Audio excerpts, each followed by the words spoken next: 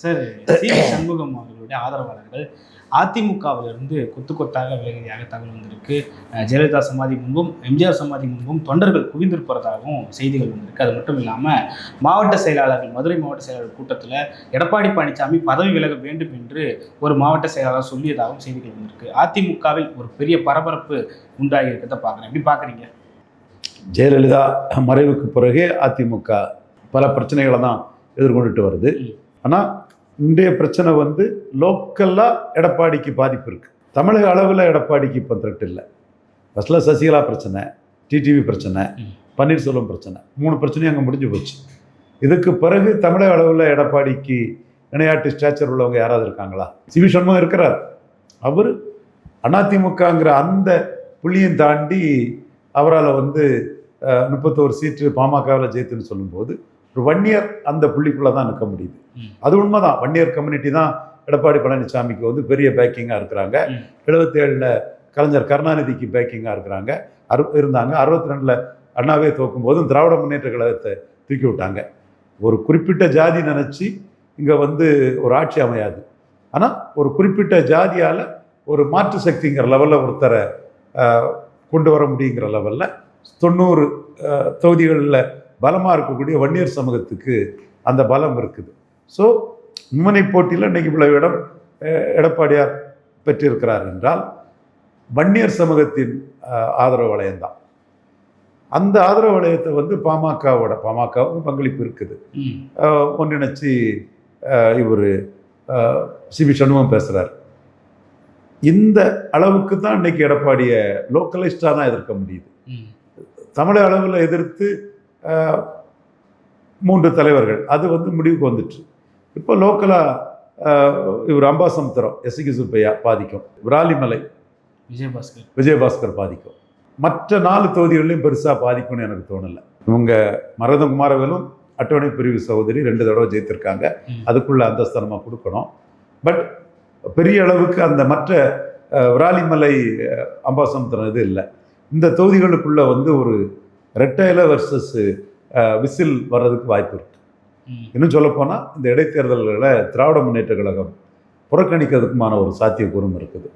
காரணம், இடைத்தேர்தல்களில் பொது தேர்தலே திராவிட முன்னேற்ற கழகம் அதிமுகவிட்ட தோத்துட்டாங்க. அது பிறகு திராவிட முன்னேற்ற கழகத்திலேருந்து விசிகா, நிச்சயமாக மதுராந்தகத்தில் விசிகாவுக்கு ஒரு செல்வாக்கு இருக்குது. காங்கிரஸ் அம்பாசமுத்திரத்தில் நமக்கு பிடிக்கலனாலும் ஒன்றும் இல்லைன்னு சொல்லிட முடியாது. அடுத்து சிபிஐ, பெருந்துறை, அம்பாசமுத்திரம், சிபிஎம், இப்படி ஒவ்வொரு கட்சிகளுக்கும் அந்தந்த பெல்ட்டுக்குள்ளே ஏதோ கொஞ்சம் செல்வாக்கு இருக்கும்போது ஏற்கனவே தோற்ற போது இந்த 6 கட்சிகளும் இழந்து அதிகாரத்தை இழந்த திமுக வந்து இந்த இடங்களை வந்து பாய்காட் பண்ணதுக்கான சாத்தியக்கூறுகளும் வாய்ப்புகளுமே அதிகம் இருக்கும்னு நான் நினைக்கிறேன். திருச்சியில் மட்டும் நின்னா திமுக ஸ்டாலினே நின்று செல்வாக்கில் நகர் சொன்ன மாதிரி அடித்து கூட வந்துடலாம். ஆனால் இந்த அதிமுக வெற்றி பெற்ற தொகுதிகளில் திமுகவுக்கு வந்து ஒரு பெரிய சிக்கல் இருக்குது. அது அண்ணா முதுகுளத்தூர் தொகுதி, அருப்புக்கோட்டை தொகுதியில் நிற்காதது மாதிரி, கலைஞர் சாத்தாங்குளம், இவர் இங்கே புதுக்கோட்டை பல தொகுதிகளில் கலைஞர் நிற்காதது மாதிரி, ஜெயலலிதா அம்மையார் நிற்காதது மாதிரி, எம்ஜிஆர் நிற்காதது மாதிரி, திருப்பத்தூர் அந்த இதில் எடப்பாடி நிற்காதது மாதிரி ஸ்டாலின் வந்து ஏதாவது ஒரு காரணத்தை சொல்லி விளைகிறது தான் வாய்ப்பு இருக்குது. அப்போது நீங்கள் பதவியை ரிசைன் பண்ணிக்கிட்டு இங்கே கண்டெஸ்ட் பண்ணும்போது இந்த தொகுதிகளில் நேரடி போட்டி வர்றதுக்கு வாய்ப்பு இருக்குது. ஒரு பெருச்சி வேறு யாரும் இதை திங்க் பண்ணி பேசலை, நான் திங்க் பண்ணி பேசுகிறேன். ஏன்னா திமுக பெருந்துறையில் தாக்கு பிடிக்க முடியாது, கூட்டணியும் இல்லை, அது திமுகவுக்கான பெல்ட்டும் இல்லை. 77லேயும் திமுகவுக்கு அங்கே ஓட்டு குறைவு, இது திமுகவுக்கு வந்து 89லேயும் குறைவு, இடைத்தேர்தலையும் வைகோ அங்கே ஏறின இடம். அதே மாதிரி அம்பாசமுத்திரத்தையும் 77லேயும் குறைவு, 89லேயும் காமராஜ் ஆட்சி அமைப்புன்னு ரவி வர்ணன் ஜெயித்துட்டாப்புல. அப்போ இந்த மாதிரி கரூர், தாராபுரத்தில் எடப்பாடி 40% ஓட்டு எடப்பாடி தலைமை கிடச்சிருக்கு. எந்த எடப்பாடிக்கு? சென்னை மாநகரில் பல தொகுதிகளில் டெபாசிட் நடந்த எடப்பாடிக்கு, திருச்சியில் டெபாசிட் நடந்த எடப்பாடிக்கு, தாராபுரத்தில் 40 கிடச்சிருக்கு. இதுதான் தமிழகம் வந்து ஹெட்ரோஜினியஸ் என்டிட்டியாட்டு பல பகுதியிலும் பல விதமாக இருக்குங்கிறதையும் கூர்ந்து பார்க்கணும். நல்ல இன்டெப்த்தாக ஆய்வு பண்ணி பார்க்கணும், மைக்ரோ டீட்டெயில்ஸ் பார்க்கணும். தமிழ்நாட்டில் மும்முனை போட்டி நிலவுது. 3 தலைவர்கள் பெரிய பொசிஷனில் விஜய் 35 ப்ளஸ் கூட்டணி கட்சியெல்லாம் சேர 40க்கு மேலே போயிட்டார்.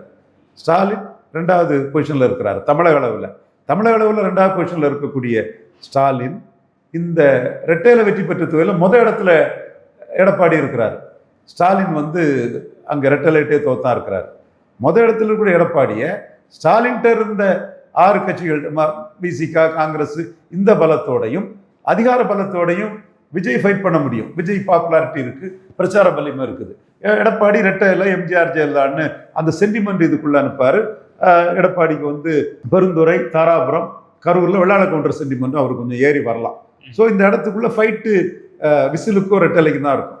ஸோ விசிலுக்கும் ரெட்டலைக்கும் இருக்கக்கூடிய இடத்துக்குள்ள ஃபைட்டை விட்டு திராவிட முன்னேற்றங்களை விலகுனா ரிசல்ட் என்ன ஆகுமோங்கிறது ஒரு கேள்விக்குறி தான். முடிந்த முடிவுக்கு நான் போகல, ஒரு கேள்விக்குறி தான். டஃப் ஃபைட்டு கொடுத்துருவாங்க. அப்போ இந்த இவர் எம்எல்ஏ பதவியை ரிசைன் பண்ணால் திரும்ப ஜெயிக்கிறதுங்கிறது வந்து அவருக்கு வந்து ஒரு சிக்கலை உருவாக்கும். ஏன்னா அங்கே இடம் வந்து விஜயபாஸ்கருக்கு சொந்த செல்வாக்கு ப்ளஸ் விஜய்க்கு செல்வாக்கு, எஸ்இசிபாவுக்கு சொந்த செல்வாக்கு ப்ளஸ் விஜய்க்கு செல்வாக்கு, இந்த 2 இடமும் வந்து ஓரளவு ஃபைட் கொடுத்தாலும் கூட அங்கே வந்து விராலிமலையிலையும் திராவிட முன்னேற்ற கழகத்துக்கு 20 விழுக்காடு ஓட்டு தான். அதிமுக ரெட்டை தோத்துருக்கு. 6 கட்சிகள் வெளியேறி இருக்காங்க, அதிகாரம் இல்லை. அப்போ அங்கேயும் திமுக நிற்கிறதுக்கு வந்து யோசிப்பாங்க. இப்படி திமுக நிற்கலன்னா அந்த ஓட்டு தாவேக்காவுக்கு எதிராக போகுமா, பரம்பரை சண்டையில் அதிமுகவுக்கு எதிராக போகும்னு சொன்னால் நீ பிரசன்ட் இதில் வந்து தாவேக்காவுக்கு எதிராக போகிறதுக்கான சாத்தியக்கூறுகளும் வாய்ப்புகளும் தான் அதிகம்னு தோணுது. அப்போ இந்த ரிசைன் பண்ணி இடைத்தேர்தல் எப்போ வந்தாலும் அந்த இடங்கள்ல ரெட்டலைக்கும் விசிலுக்குமான போட்டியாக தான் இருக்கும். இது வந்து ஒரு நெருக்கடியை ரிசைன் பண்ணி நிற்கக்கூடியவங்களுக்கு கொடுக்கும். இது இது வந்து என்னோட ஒரு பார்வை. மற்றவங்க மும்முனை போட்டிங்கிற இதிலே நினைக்கிறாங்க. மும்முனை போட்டி எங்களுக்கும் திமுக தான் போட்டின்னா அது திருச்சியில் சென்னைக்குள்ள, அது வந்து எடப்பாடியில் கிடையாது. அது வந்து அந்த ஆண்டிமாடம், ஜெயங்கொண்டம் அந்த பகுதியில் கிடையாது. அங்கே எடப்பாடி தான் வன்னியர்களின் பெருந்தலைவருங்கிற அந்த அந்தஸ்துக்குள்ள அவர் இருப்பார். இந்த சூழல் வந்து ஒரு இக்கட்டை ரிசைன் பண்ணக்கூடியவங்களுக்கு அரசியல் ரீதியாக கொடுக்க வாய்ப்பு இருக்குது. அது வேளையில் விஜய் நம்பி போனால் விஜய்க்கு 50 வயசுக்கிட்ட தான், 50+ தான் ஆகுது, எதிர்காலம் இருக்குது, நம்ம பார்த்துக்கலாம், இன்னைக்கெல்லாம் நாளைக்கு வரலான்னு போகலாம். அது நம்ம மறக்க முடியாது. இது எடப்பாடிக்கு தமிழகளான தலைமைக்கு எந்த ஒரு பாதிப்பையும் ஏற்படுத்தாது. எடப்பாடிக்கு தமிழக அளவிலான தலைமைக்கு எந்த ஒரு பாதிப்பையும் ஏற்படுத்தாது. இவங்களுமே எடப்பாடியை தானே பொதுச் செயலாளர்னு சொன்னாங்க. ஸோ அந்த காலகட்டங்கள் முடிஞ்சு போச்சு. அது இன்னைக்கு அவர் தலைமைக்கு விழுந்த ஓட்டு தான் 21 விழுக்காடு ஓட்டு. அது பலகிரப்பட்டிருக்கு, பட் 21 வந்துட்டு. அது வந்து ஸ்டாலின் வந்து 47 விழுக்காடு ஸ்டாலின் அணி ரொம்ப கீழே குறைஞ்சி போகும்போது எடப்பாடி வந்து ஒரு அணியை கட்டமைச்சு கூடியிருக்காரு. 23லேருந்து 27க்கு வந்துட்டார். அவரோட பலமும் 20லேருந்து 21க்கு வந்துட்டார். ஸோ இந்த 3 தலைவருங்கிற அந்த டைனமிக்ஸில் எந்த மாற்றமும் வராது. விஜய் கூட சேர்ந்தால் விஜய்க்கு கொஞ்சம் கூடுதல் பலம் வரும். ஒரு சிறிய அளவில் எடப்பாடியை பாதிக்கும். மற்றபடி இங்கே மும்முனை போட்டி தான், அதில் எந்த மாற்றமும் இல்லை. விஜய், ஸ்டாலின், எடப்பாடி தான். சார், இடைத்தேர்தலில் வெற்றி பெற்றா கட்சியை மீட்டெடுத்துடலான்னு எடப்பாடி பழனிசாமி நம்புறாரு. தன்னுடைய தொண்டர்களுக்கும் அதை சொல்லிக்கிட்டே இருக்காரு. இடைத்தேர்தலை குறிவைக்கும் அதிமுக எப்படி எடுத்துக்கலாம்? இடைத்தேர்தலில் திமுக அங்கே களத்துக்குள்ள வரமாட்டாங்க, நான் உறுதியாக நம்புகிறேன். ஏன்னா பெருந்துறையோட ஹிஸ்ட்ரி, அம்பாசமுத்திரன் ஹிஸ்ட்ரி, இந்த எலெக்ஷன்லேயே இரட்டை இலைகிட்ட தோத்தது, மற்ற அவங்களுக்குள்ள அணி பின்னடைவெல்லாம் வரமாட்டாங்கன்னு நம்புகிறேன். அப்படி இருக்கும்போது விசிலுக்கு வந்து ஒரு பெரிய ஃபைட்டை கொடுக்க தான் செய்வாங்க. விசில் வர்சஸ் இரட்டையில் தான் அந்த இடம் நிற்கும். இதிலே வந்து 25-32 திகச்சிருப்பாருன்னு சொன்னால், 2/3 திகச்சிருப்பாருன்னா அது வெஸ்ட் பெங்காலில் நடந்த மாதிரி நடந்திருக்கும். 25க்கு மேலே ஏற முடியல. எடப்பாடி அதில் தடுத்து 25ஓடு அதில் நிறுத்திட்டார். அந்த இடம் எடப்பாடி சாதிச்சிட்டார். உண்மையிலே எடப்பாடி அதில் சாதிச்சிட்டார். இவங்க 32 திரட்டிட்டு போயிருக்கணும், இடையில மாட்டிக்கிட்டாங்க. அதுக்கு பிறகு அந்த விஜய் பார்த்த பிறகு 25 பேர் ஓட்டு போட்டாங்க. 144 ஓட்டு வந்துட்டு விஜய்க்கு. 108 144 வந்துட்டார். ட்ரெமெண்டஸ் ஓட்டு தான், மறுக்க முடியாது. ஆனால் அதில் நிறைய பேர் எம்எல்ஏ பதவி பேருன்னு திரும்பி வந்துட்டாங்க. இப்போ எம்எல்ஏ பதவி போனாலும் பரவாயில்ல சேர்ந்தவங்கன்னு சொல்றதுல ஏன் என்னோட பார்வையில் எஸ்கி சுப்பையாவும் இவர் விராலிமலை விஜயபாஸ்கர் தான் கம்ஃபர்டபுளாக இருக்காங்க. கரூர் விஜயபாஸ்கர் கூட எனக்கு கம்ஃபர்டபுளாக இருக்க மாதிரி தெரியல. ஏன்னா கரூரில் மும்முனை போட்டி வந்தால் திமுக, ஏற்கனவே விஜயபாஸ்கர் மதியளம் தான். இப்போ கரூரில் மதிமுக உண்டு, மதிமுக பெய்யாச்சு அங்கே. அப்போ எப்படி திமுக அதிகாரம் இல்லாமல் அங்கே தாக்கு பிடிக்க முடியும்? ஸோ திமுக வந்து இந்த இடைத்தேர்தல் புறக்கணிக்கும் போது அங்கே ஃபைட்டு வந்து ரெட்டலைக்கும் விசிலுக்கும் தான் இருக்கும். இந்த ஃபைட்டுங்கிற ரெட்டலை விசில் ஃபைட்டு தாங்க. அது நிறைய பேர் மறைக்கிறாங்க, முழு பூசணிக்காக மறைக்கிறாங்க, ஊடகத்திலே மறைக்கிறாங்க. நம்ம வந்து 2வது இடம் ஸ்டாலின் தான் தமிழ்நாட்டில். அதுக்குள்ளே எனக்கு மாறுபட்ட கருத்து இல்லை. 2வது பெரிய தலைவர். ஃபஸ்ட்டு விஜய் பெரிய தலைவர், அவர் கூட்டணி பலத்தில் ஏறி போயிட்டார், அதிகார பலத்தில். ஸோ இங்கே விசிலுக்கும் ரெட்டலைக்கும் தான் ஃபைட்டு வரும். ஸோ அது வந்து எடப்பாடிக்கு ஒரு அட்வான்டேஜஸ் பொசிஷன் தானே. இந்த இதுலேயே 32 போகாமல் தடுத்துட்டாரு, இதில் விசிலுக்கும் ரெட்டலைக்கும் ஃபைட்டு வருது. காவிரி பிரச்சனையில் கூட அவர் ஒரு ஃபைட்டை கொடுக்குறாரு. இந்த காவிரி இதில் வந்து ஸ்ட்ராங்கான ஒரு நிலைப்பாட்டில் இருக்கார். திமுகவும் தாவேக்காவும் ஒரு நிலைப்பாடு, என்னோட நிலைப்பாடு அதிமுக நிலைப்பாடு வேறுன்னு சொல்கிறாரு. ஸோ அவர் ஒரு பிளேயர். மீண்டும் மீண்டும் நான் சொல்கிறது தான், விஜய், ஸ்டாலின், எடப்பாடி முக்கோண பிளே தான் இன்னைக்கு. அதில் விஜய் மேலே நிற்கிறார். சிங்கிள் ஹீரோ ப்ளஸ் துணை நடிகர்கள் ஒரு காமெடி ட்ராக்கு, ஒரு குணச்சித்திர எஸ்வி ரங்கராவ் ட்ராக்குன்னு நிற்கிறாப்புல. இவங்க வந்து ஒத்த ஹீரோவாக 2 வரும் விஜய் எதிர்த்து விட முடியாது. ஒரு சிங்கிள் ஹீரோவாக விஜய் எதிர்க்கக்கூடிய சக்தி 2 வரும் இழந்துட்டாங்க. அவர் 40க்கு மேலே போகும்போது இவங்க வந்து 25, என்டிஏவோட சேர்த்து 27 தான் இருப்பாங்க. பட் இந்த தொகுதிகளில் மேலே நிற்பாங்க. யார்? அரட்டால மேலே நிற்கும். தாராபுரத்தில் 40. ஸோ இதுதான் அங்கே பேசும். ஸோ இது வந்து ஒரு சர்ப்ரைஸை கூட கொடுக்கலாம். ஓகே சார், திமுக ஏன் இடைத்தேர்தலை புறக்கணிக்க வேண்டும் என்ற ஒரு கேள்வி இருக்கு. திமுக புறக்கணிச்சதாட்டி எந்த இதுவும் வரல, ஸ்டாலின் புறக்கணிச்சதாட்டி எதுவும் இல்லை. என் கருத்து புறக்கணிப்பாங்கங்கிற கருத்தை நான் சொல்கிறேன். ஏன்னா பிரதான எதிர்கட்சி தான். திருச்சி கிழக்கில் வெற்றி பெற்றே ஆகணும்னு துடிக்கிறாங்க. நான் திருச்சி கிழக்கு மட்டும் நடந்தா ஓகே. நீங்கள் அம்பாசமுத்திரத்தில் என்ன பண்ணுவீங்க? காங்கிரஸ் தான் நின்று, காங்கிரஸ் அங்கே போயிட்ட, காங்கிரஸ் தான் நின்று தோத்து 2வது, காங்கிரஸே போயிட்ட. அம்பாசமுத்திரத்தில் காங்கிரஸ் ஹீரோன்னு சொல்ல முடியாதுல்ல. பொதுவாக காங்கிரஸ் ஹீரோ தான், ஆனால் அம்பாசமுத்திரத்தில் சொல்ல முடியாதுல்ல.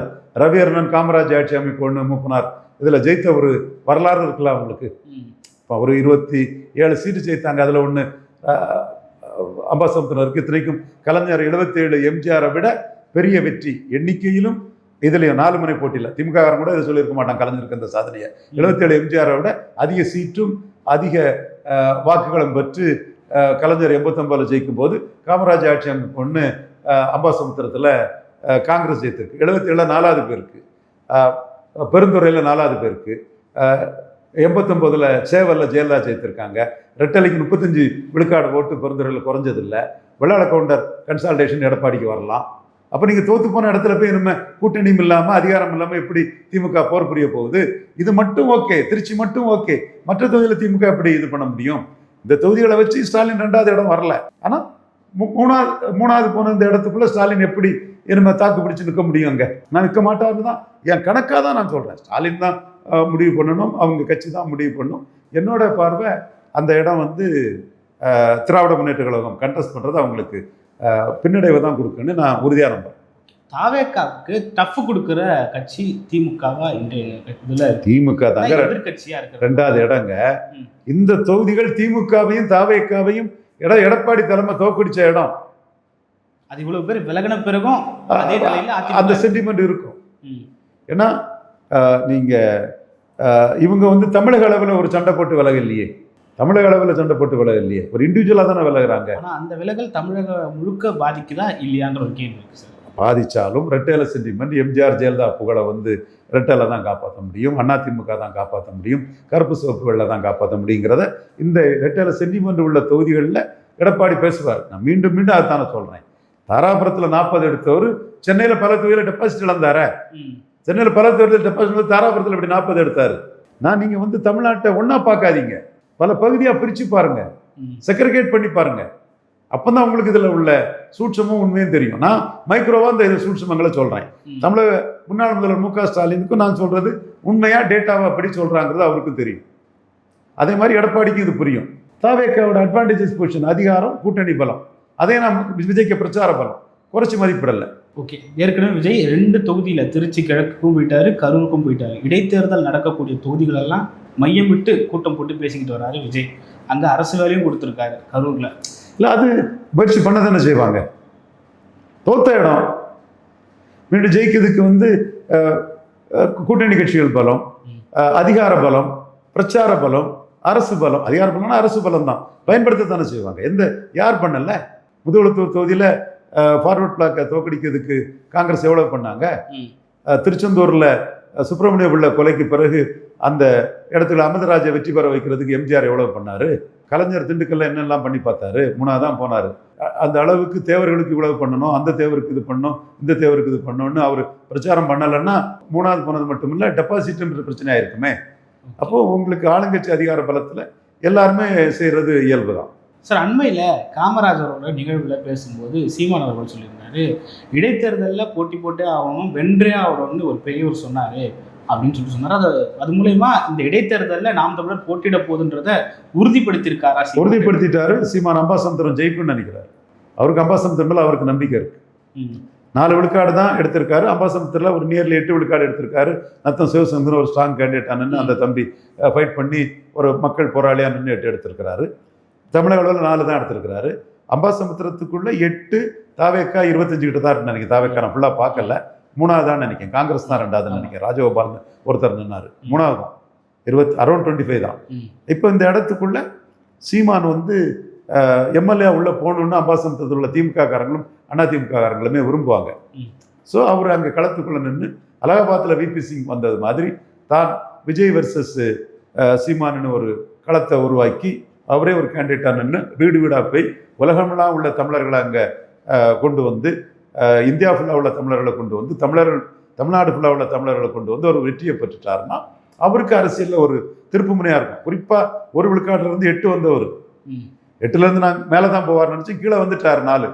மீண்டும் 4லேருந்து ஒரு பெரிய ஜம்பு அவருக்கு கிடைக்கலாமா? அந்த தொகுதியில் ஒரு வெற்றி பெற்றாருன்னா அவருக்கு ஒரு அரசியல் திருப்பு முனையாது வரலாமா? அப்போ தமிழ் தேசியர்கள் அவர் மேலே பட்டுதல் கொண்டவர்கள், எல்லா வகையிலையும் அவர் மேலே பட்டுதல் கொண்ட ஆட்கள் வந்து அவரை எப்படியாவது அங்கே ஜெயிக்க வச்சிடணும். விபி சிங் அலகாபாத்தில் ஜெயித்து எமர்ஜ் ஆன மாதிரி சீமான் இங்கே ஜெயித்து எமர்ஜ் ஆகட்டுன்னு தான் அவங்க பார்ப்பாங்க. இப்போ அதுக்காக அவங்க தமிழ்நாடு ஃபுல்லாக ஒர்க் பண்ணுவாங்க. இன்னும் கொஞ்சம் பேர் போனவங்களுக்கு அவங்க விருப்பம், அதுக்குள்ளே நான் வரல. சங்கர்லாம் அவருக்கு ரொம்ப இதாக இருந்தவர் தான், அட்வொகேட்டு. களஞ்சியெல்லாம் அவருக்கு ரொம்ப உறுத்தாக இருந்தவங்க தான், அவங்களும் வெயிட் ஆனவங்க தான். அவங்கள நான் குறை சொல்லலை, அது எனக்கு வேலையும் இல்லை. அப்படி சகோதரர்கள் போன பிறகு மீது இருக்கவங்க மத்தியில் ஒரு வேகம் வரி வரும் இல்லை, அது ஒரு ஸ்டார் கேண்டிடேட்டுங்கிறது எல்லாமே வந்து ஒரு அவரோட பிரச்சார வலிமை, டோர் டு டோர் போகிறது, ஒரு கன்சல்டேஷன் நாடார் கம்யூனிட்டியில் வர்றது, எல்லாமே அவரை வந்து வெற்றி கொண்டு வர்றதுக்கு அவர் முயற்சி பண்ணுறார். ஸோ அம்பாசமுத்திரம் சீமானை வந்து நம்ம ஜஸ்ட் லைக் தட் எடுக்க முடியாது. மக்கள் தீர்ப்பளிக்கட்டு, மக்கள் தீர்ப்பை நம்ம எதிர்பார்த்து நிற்போம். திருமாவளவனே அவர் ஜெயித்திருவாரோ, பொது வேட்பாளராக வந்துடுவாரோங்கிற ஒரு எண்ணம் ஓட்டம் திருமாவளவனுக்கே இருக்கு. பொது வேட்பாளர்னா சீமான் ஜெயித்திருவார். பட் பொது வேட்பாளர் கான்செப்ட் எல்லாம் வந்து இடைத்தேர்தலில் உள்ளாட்சி தேர்தலுக்கெல்லாம் போக மாட்டாங்க. அது வேலைக்காகாது, அது பெரிய கட்சிகள் அதுக்கு போகாது, அப்படி ஒதுக்கிக்கிடுவாங்க, அவ்வளவுதான். மற்றபடி கூட்டணி மாதிரிலாம் இடைத்தேர்தலுக்குள்ள வைக்க மாட்டாங்க. அங்கே திமுக, அங்கே அதிமுக, அதெல்லாம் வராது. சார், திருச்சி கிழக்கில் 2 கட்சிகளும் வேட்பாளர் போடாமல் இருந்ததே ஒரு பொது வேட்பாளர் மாதிரியான ஒரு சூழல் உருவாச்சு. அந்த மாதிரி ஒரு சூழல் கூட உருவாகலாம் அப்படின்லாம் எதிர்பார்க்கப்படுது. திருச்சி கிழக்கில் வந்து எல்லாரும் நின்னாங்களே. ஈரோடு கிழக்கில் ஈரோடு கிழக்கு ஒரு சூழ்நிலை, அதில் எடப்பாடி பாய்காட் பண்ணிட்டாரு.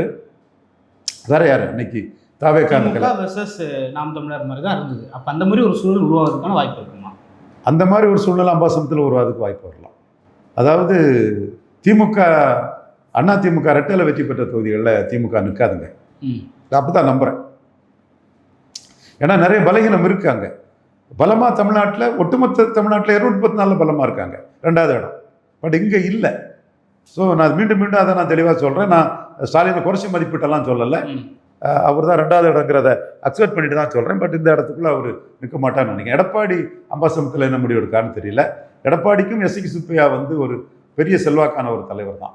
எஸ்கி சுப்பையா இல்லாமல் 8 விழுக்காடு ஓட்டு தான் அதிமுகவுக்கு இருந்தது. அதே வேளை தாராபுரம் ஓட்டு எடப்பாடி முதல்வர்னு விழுந்த ஓட்டாக தான் நான் பார்க்குறேன். தாராபுரம் கேண்டிடேட்ஸுக்கு நான் ஒன்றும் பெரிய வெயிட்டேஜ் கொடுக்கல. ஒரு அருந்ததியர் சமூக சகோதரிங்கனால நான் ஒன்றும் குறைச்சி மதிப்பிட்டும் பண்ணலை. அவங்க இதுக்கு முன்னே நின்று ஒரு இது பண்ணியிருப்பாங்கன்னா நான் சொல்லுவேன். அதில் வேறு மற்றபடி எனக்கு பார்வை ஒன்றும் இல்லை.